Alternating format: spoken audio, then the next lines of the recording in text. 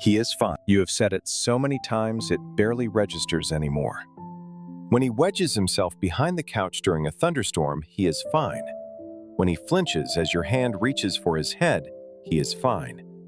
When he stops at a patch of grass and you yank the leash forward, he is fine. He has never been fine. He has been waiting. Patiently, silently, with a faith that borders on irrational, for you to do 6 specific things that would change his entire emotional world. None of them are difficult. None of them cost a cent.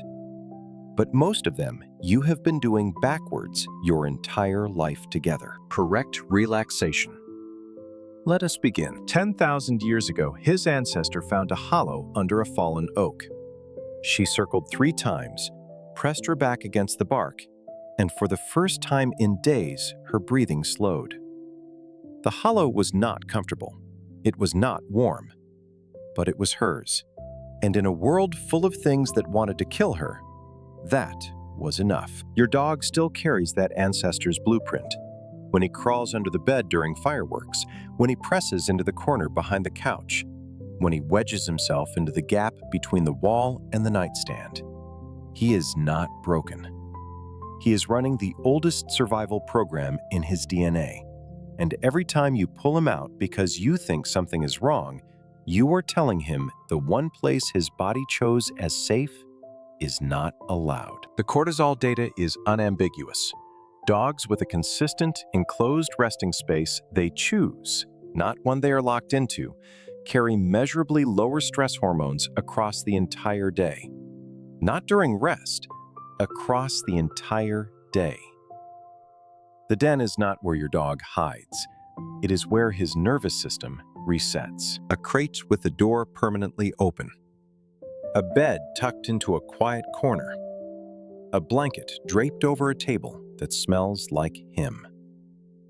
The rule is simple and absolute. When he goes there, you do not follow. You do not call. You do not lean in for one quick pet. That space belongs to him the way your bedroom belongs to you. And the moment it stops being sacred, it stops working. Something shifts in a dog who finally has a room of his own. He stops disappearing into the walls.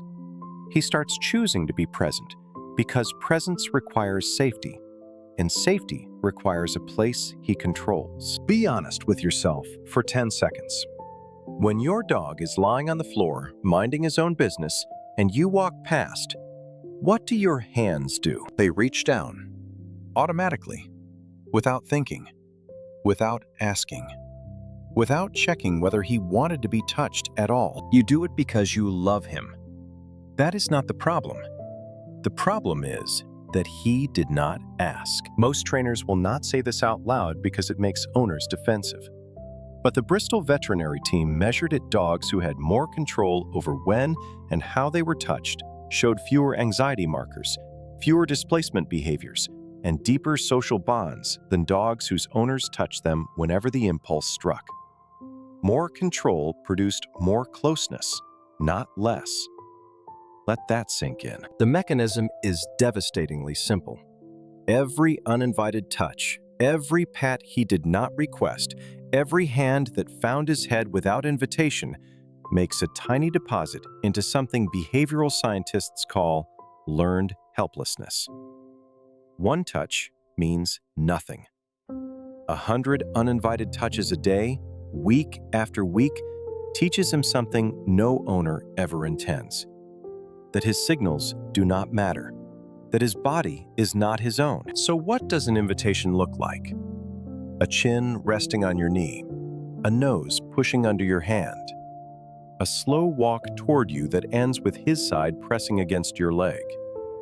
Those are him choosing you. The hardest version of love is keeping your hand still when he walks past, watching him settle without going to him. It feels like withholding. It is the opposite.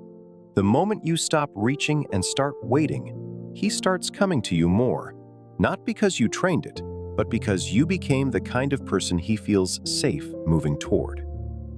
That kind of trust cannot be manufactured. It can only be earned by hands that know how to be still. You are enormous, not in the way you think about yourself tired. Probably in sweatpants scrolling your phone on the couch, but from 14 inches off the ground, which is where your dog lives every second of his life. You are a 6-foot tower of unpredictable movement who controls every resource, every door, every meal, every moment of his day. His brain is wired to read body height as threat level, the same way his ancestors read signals from predators in the wild. Standing over him, even with the softest voice and the best intentions, activates a calculation in his nervous system that never fully shuts off. Is this moment safe? Studies confirm what any dog already knows.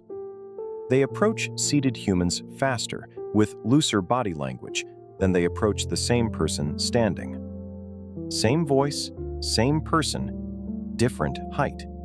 Completely different dog. Try this tonight.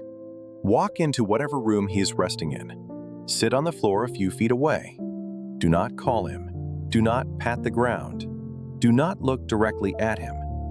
Just exist at his level and see what happens. Most dogs will look at you differently within seconds. Some will get up and walk over. Others will simply exhale deeper than they have all day, because for the first time, they are not monitoring you from below. You came down. You met them where they live. If you have a rescue, a nervous dog, or a dog who flinches when people move too fast, 10 minutes on the floor will do what months of treats never could. Your body says what your words cannot. I am not above you. I am beside you. Imagine someone handed you your phone after a 12-hour day. Texts, emails, voicemails, everything you missed while the world moved on without you, and then snatched it out of your hand after 30 seconds, every day, for your entire life. That is what it feels like when you pull the leash. 300 million olfactory receptors. A scent processing center 40 times the size of yours. When your dog puts his nose to the ground, he is not dawdling. He is downloading. Who was here when they passed what they ate, whether they were afraid, whether they left a message specifically for him? Every fire hydrant is a bulletin board. Every patch of grass is a chapter, and every tug of the leash is you hitting delete before he finished reading. The result first data tells the story clearly. Dogs who are allowed to sniff without interruption carry measurably lower stress hormones after their walk than dogs who cover the same distance at a faster pace. The data does not hedge. Sniffing is not recreation. It is how your dog's nervous system processes and recovers from the stress of living in a world built entirely for humans. Tomorrow morning, try one thing. Pick a route where stopping does not matter. Say, go sniff, and mean it. Follow him. When he stops, you stop. When he changes direction, you change with him. 3 minutes at a single fire hydrant might feel pointless to you. To him, it is the first full sentence he has been allowed to finish in weeks. The walk was never about distance. It was always about letting him read a world he has been trying to understand his entire life, and having the patience to hold the leash loose while he does. 2 left. And the last one is the thing your dog has needed from you since the first morning you woke up together, and no one ever told you it mattered. Watch your dog tomorrow at 5:45 in the evening. If you usually feed him at 6, he will already be in the kitchen. Not because he checked a clock, because his entire emotional architecture is built on patterns. And that pattern is the ground beneath his feet. Dogs do not experience time in hours. They experience it in sequences. Walk follows breakfast. Nap follows walk. You come home after the light changes in the window. Each of those events is a coordinate on an internal map so precise it puts your calendar to shame. When the map holds, he is calm. When it breaks, feeding time shifts by an hour. The evening walk disappears. You come home 3 hours later than usual. The ground opens beneath him. Not dramatically, not visibly, but neurologically, something starts scanning for the pattern and finding nothing. A nervous system that cannot find its pattern does not rest. It watches. It waits. It keeps one ear on the driveway and never fully exhales. Chronic schedule unpredictability ranks among the most significant contributors to anxiety in domestic dogs, more impactful in many cases than lack of socialization or even prior trauma. Not sudden disruptions, small ones, feeding times that drift, walks that vanish for a few days, bedtimes that shift by hours. To you, that is just life being life. To your dog, the one thing in his world he could count on just became something he cannot. You do not need to become a machine. Feed him at roughly the same time. Walk him at roughly the same time. Sit in the same chair at night. Give him a world where the next moment is something he can predict.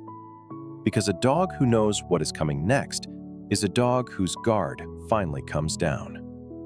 And a dog whose guard is down is a dog who can love you with nothing held back. The door opens. You walk in. I have been waiting since the light moved from the left window to the right one.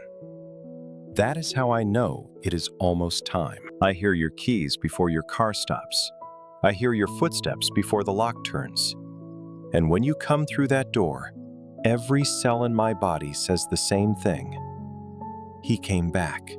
He always comes back. You do not know that I memorize the sound of your breathing while you sleep. You do not know that when you sit in your chair at night, I press against your ankle because the warmth tells me you are still here. You do not know that when you speak, not commands, just speak, your voice filling the room like something warm and shapeless. My entire body lets go of something I have been holding all day. I cannot tell you any of this. I can only show you.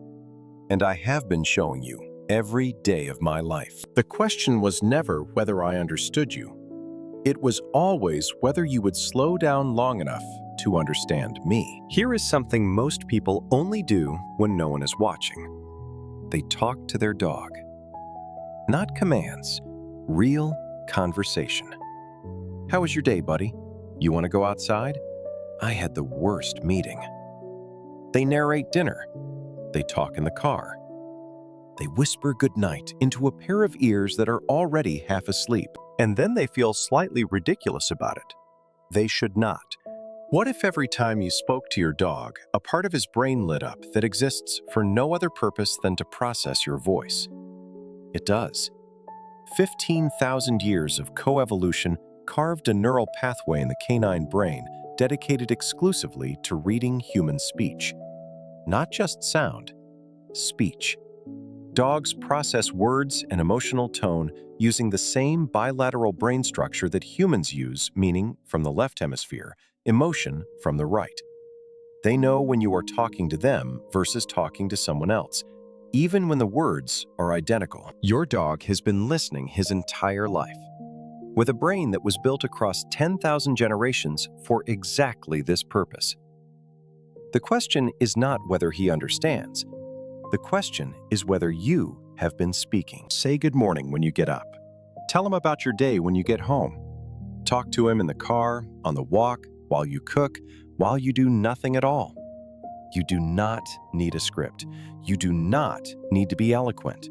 You just need to include him, because every word you speak in his direction does something no treat, no toy, no training protocol can replicate. It tells him he is not a thing you manage. He is a being you share your life with. And the gap between those two words, managed and shared, is everything. Picture this. Tomorrow evening, you walk in the door after a long day. He is already there. He heard your car from the driveway. You kneel. Not because you read it somewhere, but because something in you finally understood why it matters. You let him come to you. He presses his nose under your hand, an invitation, and you accept it. You eat dinner. He lies near the table, not begging, just near. This is the part of the day when you are still. You talk to him about nothing important. His ears track your voice the way a compass tracks north. Later, he walks to his corner, the one with the blanket that smells like him, and curls into it. You do not follow, you let him go. And for the first time, it does not feel like distance. It feels like trust. Before bed, you sit on the floor beside him, not reaching, not calling, just there. He shifts his weight until his shoulder blades touch your knee. His breathing slows. And in that silence, something opens between you that was always there, waiting for you to stop trying so hard and start paying attention. He was never asking for perfection. He was asking for presence, for patience, for the kind of love that does not grab, but waits, for a voice in the room, for a rhythm he can count on, for a human who finally came down to where he lives and said, without saying anything at all, "I see you. I have always seen you. I just did not know how to show it until now." If this shifted something in you, subscribe to Correct Relaxation. Every week, we go deeper into the world your dog lives in, not to judge what you have been doing wrong, but to help you finally meet them where they are. This is Correct Relaxation. We will see you next week.